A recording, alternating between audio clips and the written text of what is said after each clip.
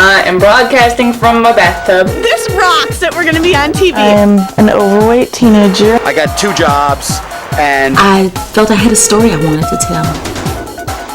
I'm going to shock you with this story. It ain't going on in my backyard. Okay, we'll be back later. 2 and 2. Hey, Ramrod! The camera's still on. Yeah! I am not a crook. One person in a community is all you need to start change. And with this, it's starting with me.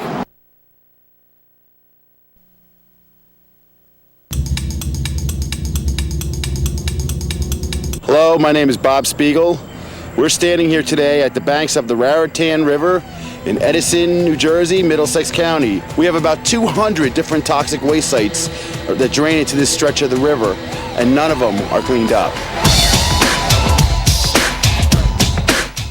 I'm just an average person. I'm a parent. I work for a living.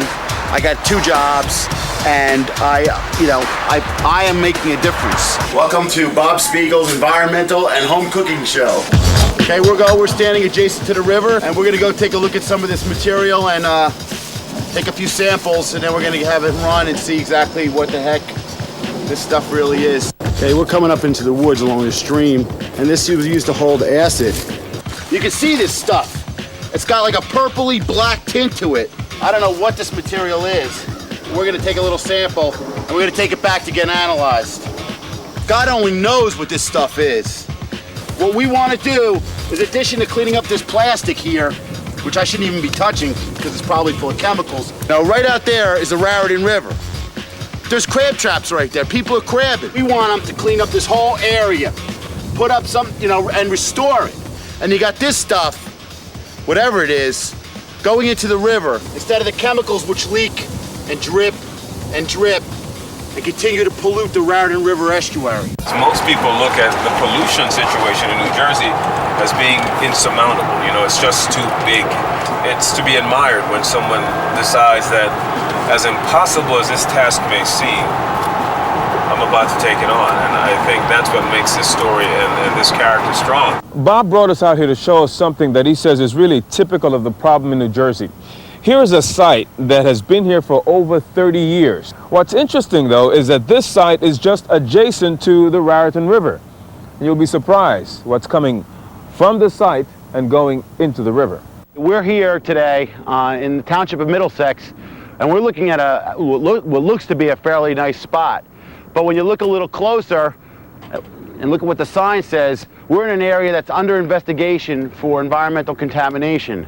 When you come down here, okay, you can see they got a fence set up so you can't get in.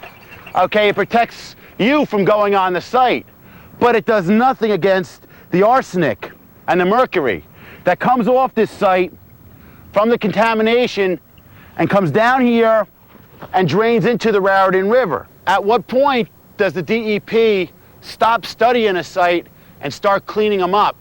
This water coming out of here may look clear, because unlike oil, you can't see arsenic and mercury in the water. Do you eat the fish that you catch here? Well, sometimes it tastes funny. And yeah, they taste a little bit like arsenic. I caught a catfish with one eye. You caught a what? A catfish with one eye. Repeat that to me. You said you caught a catfish, what? Catfish with one eye. Where? Right here. What'd you do with them? Came home and eat them. We ate them, had brown gravy and rice and cornbread. Oh. And one eye. Seeing the pollution flowing from this restricted area into the river really upset Bob. So he's decided to take his problem, take his complaint directly to the company.